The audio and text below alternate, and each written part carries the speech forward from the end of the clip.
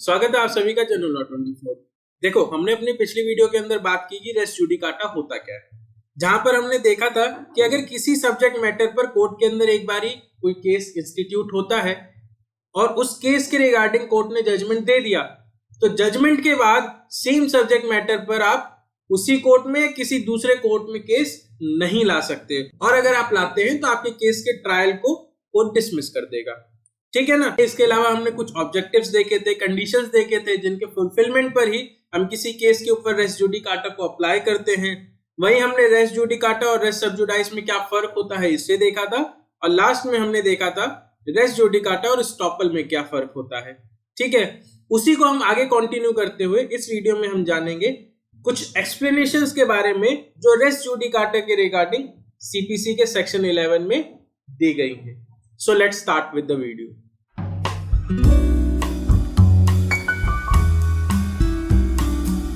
ठीक है, तो देखो सीपीसी के सेक्शन 11 में रेस जुडिकाटा के रिगार्डिंग टोटल 8 एक्सप्लेनेशंस दे रखी हैं।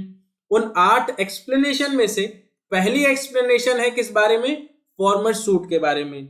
यानी कि ये एक्सप्लेनेशन 1 हमें बताता है कि फॉर्मर सूट किसे कहते हैं और सब्सिक्वेंट सूट किसे कहते हैं।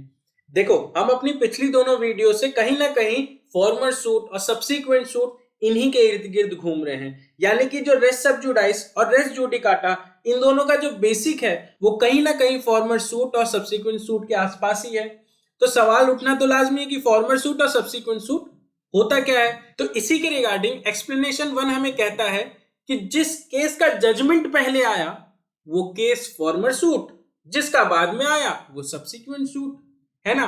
देखो, हम जनरली तो यही मानते हैं ना कि जिस केस को पहले इंस्टीट्यूट किया गया वो फॉर्मर और जिसको बाद में किया गया वो सब्सिक्वेंट, लेकिन ये मानना बिल्कुल गलत है। ऐसा कौन बताता है? ऐसा सेक्शन नंबर 11 का एक्सप्लेनेशन 1 बताता है। वो कहता है कि जिस केस का जजमेंट पहले आया हो वो प्रायर सूट, जिसका बाद में आया हो वो subsequent suit, irrespective of the timing of their institution. ठीक है, यानी कि सपोज करो एक केस ए है और एक केस बी है। ए केस पहले इंस्टीट्यूट हुआ, बी केस बाद में इंस्टीट्यूट हुआ, तो टाइमिंग के हिसाब से ए केस प्रायर सूट हो गया या फॉर्मर सूट हो गया और बी केस क्या हो गया? सब्सिक्वेंट सूट हो गया। लेकिन सपोज करो कि ये जो बी केस है इसका जजमेंट पहले आया और इसका जजमेंट बाद में आया। ठीक है ना। तो टाइमिंग के हिसाब से ये पहले इंस्टीट्यूट हुआ है, ये बाद में इंस्टीट्यूट हुआ है, लेकिन जजमेंट के हिसाब से बी केस का जजमेंट पहले आया है और ए केस का जजमेंट बाद में आया है। तो इसके अकॉर्डिंग एक्सप्लेनेशन 1 हमें कह रहा है कि बी केस फॉर्मर सूट हो गया और ए केस क्या हो गया? सब्सिक्वेंट सूट हो गया। ठीक है ना। तो कुल मिला के कहने का मतलब यही है कि एक्सप्लेनेशन 1 के अकॉर्डिंग जिसका जजमेंट पहले आएगा उस केस को हम फॉर्मर सूट मानेंगे, जिसका बाद में आएगा उसको हम सब्सिक्वेंट सूट मानेंगे। ठीक है, ठीक है। तो एक्सप्लेनेशन 1 हमें फॉर्मर सूट के बारे में बता रहा है, उसको हमने देख लिया। उसके बाद बात करें हम एक्सप्लेनेशन 2 की, तो एक्सप्लेनेशन 2 हमें बताता है कोर्ट के कॉम्पिटेंसी के बारे में, जिसके रिगार्डिंग एक्सप्लेनेशन 2 हमें कहता है कि सब्सिक्वेंट सूट के ट्रायल को कोर्ट डिसमिस तब करेगा जब प्रायर सूट को सुनने वाला कोर्ट उस केस को सुनने के लिए कॉम्पिटेंट होगा। ठीक है, यानी कि सपोज करो एक ए पर्सन है और एक बी पर्सन है, इन दोनों के बीच में किसी बात को लेकर डिस्प्यूट हुआ, जिसके रिगार्डिंग ये लोग कोर्ट में गए और कोर्ट ने जजमेंट सुना दिया। ठीक है ना। अब इस जजमेंट से बी खुश नहीं है, तो बी ने क्या किया? बी ने किसी दूसरे कोर्ट के अंदर सेम सब्जेक्ट मैटर पर सब्सिक्वेंट सूट फाइल कर दिया। ठीक है, तो अब सेक्शन 11 के अकॉर्डिंग इस केस के ऊपर रेस जुडिकाटा अप्लाई हो जाना चाहिए, लेकिन यहीं पर एक्सप्लेनेशन 2 सामने आता है और कहता है कि जो प्रायर सूट है ना, उसको जिस कोर्ट ने सुना, अगर वो कोर्ट उस प्रायर सूट को सुनने के लिए कॉम्पिटेंट है, तभी हम सब्सिक्वेंट सूट के ट्रायल के ऊपर रेस जुडिकाटा अप्लाई कर उसे डिसमिस करेंगे। ठीक है ना। तो देखो, सिंपल है कि फॉर्मर सूट को जो कोर्ट सुन रहा है, अगर वो कोर्ट उस फॉर्मर सूट को सुनने के लिए कॉम्पिटेंट है तो ठीक है, सब्सिक्वेंट सूट के ऊपर हम रेस जुडिकाटा अप्लाई कर देंगे। अगर वो कॉम्पिटेंट नहीं है तो हम रेस जुडिकाटा सब्सिक्वेंट सूट के ऊपर अप्लाई नहीं करेंगे। ठीक है, ठीक है। इसके बाद बात करें हम एक्सप्लेनेशन 3 की, तो एक्सप्लेनेशन 3 बात करता है मैटर के बारे में। अभी हम इतनी देर से कह रहे हैं subject matter subject matter subject matter, तो ये सब्जेक्ट मैटर है क्या, वो एक्सप्लेनेशन 3 हमें बताता है, जो कहता है कि अगर किसी केस में एक पार्टी ने कुछ क्लेम किया जिसे सामने वाली पार्टी ने अगर डिनाई किया या एक्सेप्ट किया, चाहे एक्सप्रेसली या इम्प्लाइडली, तो वो जो क्लेम है ना उसी को हम मैटर कहेंगे। ठीक है ना? ठीक है, तो हमने अपने पिछले 3 एक्सप्लेनेशंस के अंदर formal suit, competency of court और सब्जेक्ट मैटर के बारे में जाना। अब उसके बाद हम आगे चलें तो आगे हम देखते हैं एक्सप्लेनेशन 4 को, जो बात करता है कंस्ट्रक्टिव रेस जुडिकाटा के बारे में, जिसे हम artificial form of res judicata भी कहते हैं। तो अब ये क्या है उसको देख लेते हैं। तो अब ये क्या है उसके रिगार्डिंग एक्सप्लेनेशन 4 हमें कहता है कि सपोज करो किसी केस के अंदर प्लेंटिफ को डिफेंडेंट के अगेंस्ट कुछ एलिगेशंस लगाने थे, या फिर उसी केस में डिफेंडेंट को अपने डिफेंस में कुछ ग्राउंड्स कोर्ट के सामने रखने थे, बट प्लेंटिफ अपने उन एलिगेशंस को कोर्ट के सामने नहीं रख पाया और डिफेंडेंट अपने उन डिफेंस के ग्राउंड्स को कोर्ट के सामने नहीं रख पाया, भूल गए या किसी कारणवश नहीं रख पाए, हमें उससे मतलब नहीं है। बस हमें इतना देखना है कि इन लोगों ने अपने एलिगेशंस को और अपने डिफेंस के ग्राउंड को कोर्ट के सामने नहीं रखा। ठीक है, उसके बाद कोर्ट ने अपना जजमेंट सुना दिया। अब जजमेंट सुनाने के बाद एक्सप्लेनेशन 4 के अकॉर्डिंग ऐसा माना जाएगा कि जो ये छूटे हुए ग्राउंड्स है ना और ये जो छूटे हुए एलिगेशंस हैं, इनका भी समाधान हो गया है, इनके ऊपर भी जजमेंट आ गया है। तो कहने का मतलब ये है कि अब इन बचे हुए एलिगेशंस और डिफेंस के ग्राउंड के बेसिस पर प्लेंटिफ या डिफेंडेंट सब्सिक्वेंट सूट नहीं ला सकते। ठीक है ना? एक एग्जांपल से समझते हैं तो हमें और अच्छे से समझ में आएगा। ठीक है, तो देखो एक केस है स्टेट ऑफ यूपी वर्सेस नवाब हुसैन का, 1977 का ये केस है। अब इसके अंदर होता ये है कि एक एक्स पर्सन है जिसका नाम है नवाब हुसैन, ये यूपी पुलिस में सब इंस्पेक्टर थे। इनके ऊपर करप्शन के चार्जेस लगते हैं, यानी कि रिश्वत लेते हुए पकड़े जाते हैं या कुछ होता है, रिश्वत के चार्जेस लगते हैं, इनके ऊपर आरोप लगता है।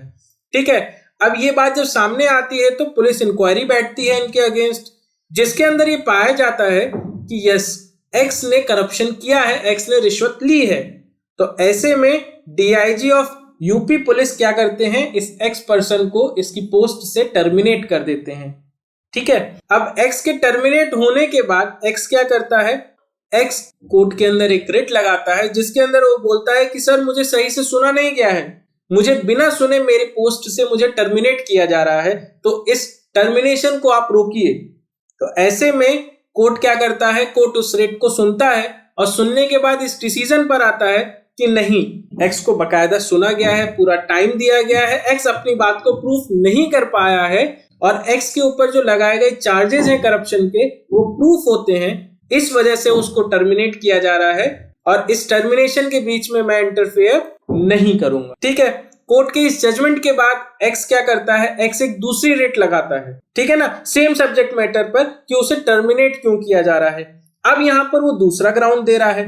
देखो पहली रिट में वो ग्राउंड दे रहा है कि सर मुझे सुना नहीं गया, अब दूसरे रिट के अंदर वो ग्राउंड दे रहा है कि सर जिस पोस्ट के व्यक्ति ने मुझे अपॉइंट किया है ना, उससे नीचे का कोई भी अधिकारी तो मुझे मेरी पोस्ट से हटा ही नहीं सकता। तो इस लॉजिक से, इस रीजन से तो डीआईजी मेरे को हटा ही नहीं सकते मेरी पोस्ट से, फिर भी वो हटा रहे हैं, तो उनके इस टर्मिनेशन वाले ऑर्डर को आप रोकिए। ठीक है ना? तो अब यहां पर कोर्ट क्या करता है, कोर्ट कहता है कि इस बात को तुम्हें अपने फॉर्मल सूट में कहना चाहिए था, वहां पे तुमने नहीं कहा, वहां पे तो तुमसे ये ग्राउंड छूट गया। तो अब अगर ये ग्राउंड तुमसे वहां पर छूट गया है और वहां पर जजमेंट आ गया, तो हम ये मानेंगे कि इस पॉइंट को भी वहां पर कंसीडर किया गया था और इसके ऊपर भी कोर्ट ने जजमेंट सुना दिया है। तो इसका मतलब है कि अब हम इंटरफेयर नहीं करेंगे तुम्हारे टर्मिनेशन पर। ठीक है ना? इससे हमें ये समझ में आता है कि जो एलिगेशंस हैं, जो डिफेंस के ग्राउंड्स हैं, अगर आप लाना भूल गए अपने केस में, तो उन बचे हुए ग्राउंड्स या उन बचे हुए एलिगेशंस के बेसिस पर आप दूसरा केस बाद में नहीं ला सकते। ठीक है ना? तो आई होप आपको एक्सप्लेनेशन 4 यानी कि कंस्ट्रक्टिव रेस जुडिकाटा क्या होता है वो समझ में आया होगा। इसके बाद बात करें हम एक्सप्लेनेशन 5 की, तो एक्सप्लेनेशन 5 सिंपल हमको कह रहा है कि कोर्ट के सामने सपोज करो कई रिलीफ रखे गए, कुछ प्लेंटिफ द्वारा, कुछ डिफेंडेंट द्वारा। उनमें से कुछ को कोर्ट ने डिनाई कर दिया, कुछ को कोर्ट ने सॉल्व किया और कुछ को कोर्ट ने अनडिसाइडेड छोड़ दिया। यानी कि कोर्ट ने उन रिलीफ को ना ही ग्रांट किया ना ही डिनाई किया। तो ऐसी सिचुएशन में उन पॉइंट्स के साथ क्या होगा? क्या उन पॉइंट्स यानी उन रिलीफ के बेसिस पर हम दूसरा केस फाइल कर दें कोर्ट में कि क्या करें? तो इसके रिगार्डिंग एक्सप्लेनेशन 5 कहता है कि वो रिलीफ जो कोर्ट के सामने रखे तो गए थे, लेकिन कोर्ट ने उन रिलीफ के रिगार्डिंग अपने जजमेंट में कुछ नहीं कहा, तो ऐसे रिलीफ्स को भी हम क्या मानेंगे कि कोर्ट ने डिनाई कर दिया है।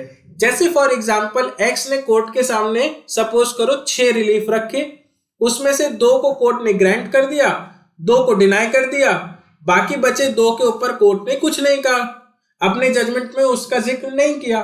तो ऐसा माना जाएगा कि जिन 2 रिलीफ के ऊपर कोर्ट ने कुछ नहीं कहा है ना, उसको भी कोर्ट ने डिनाई कर दिया है। यानी कि कोर्ट ये कह रहा है कि वो 2 रिलीफ को भी एक्स क्लेम नहीं कर सकता। ठीक है ना? ठीक है। नाउ अब हम बात करते हैं एक्सप्लेनेशन 6 की। तो देखो एक्सप्लेनेशन 6 सिंपल हमको ये कहता है कि अगर किसी सब्जेक्ट मैटर पर कोर्ट के सामने रिप्रेजेंटेटिव सूट आता है तो उसके बाद इस सेम सब्जेक्ट मैटर के ऊपर आप दूसरा केस कोर्ट में फाइल नहीं कर सकते। ठीक है ना? जैसे फॉर एग्जांपल सपोज करो गवर्नमेंट ने कोई पोस्ट निकाली और कहा कि XYZ एग्जाम लेंगे, हम कंडक्ट कराएंगे, उसमें जो पास होगा उसको हम इस पोस्ट के लिए एलिजिबल मानते हुए रख लेंगे। ठीक है ना?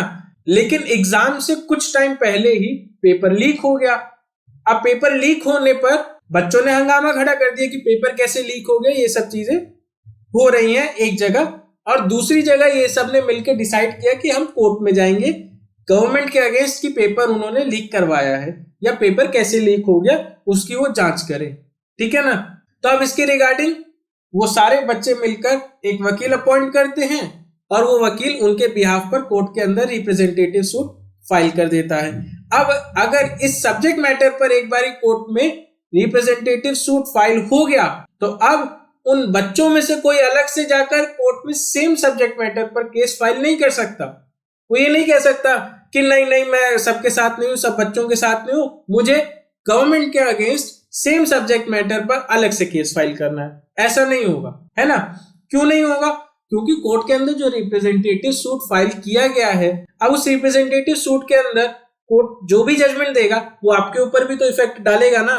तो जब वो आपके ऊपर इफेक्ट डाल रहा है, चाहे पॉजिटिव चाहे नेगेटिव, तो आप उस केस के दायरे में आ गए।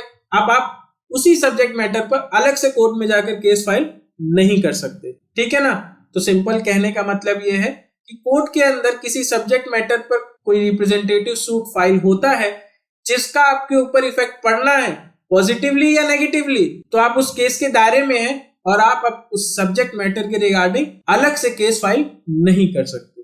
ठीक है। इसके बाद बात करें हम एक्सप्लेनेशन 7 की। तो एक्सप्लेनेशन 7 हमें कहता है कि अगर कोर्ट ने सपोज करो किसी केस में जजमेंट सुना दिया, उसके बाद उसकी डिक्री पास हो गई, अब वो डिक्री जिसके फेवर में है, डिक्री होल्डर, उसने उस डिक्री को एग्जीक्यूट करने के लिए एग्जीक्यूशन की एप्लीकेशन एक बारी लगा दी, तो अब सेम डिक्री के एग्जीक्यूशन के लिए वो दोबारा से एप्लीकेशन नहीं लगा सकता। अरे जब एक बारी डिक्री पास हो गई, आपने एप्लीकेशन लगा दी, तो कोर्ट उसको एग्जीक्यूट कराएगा ना।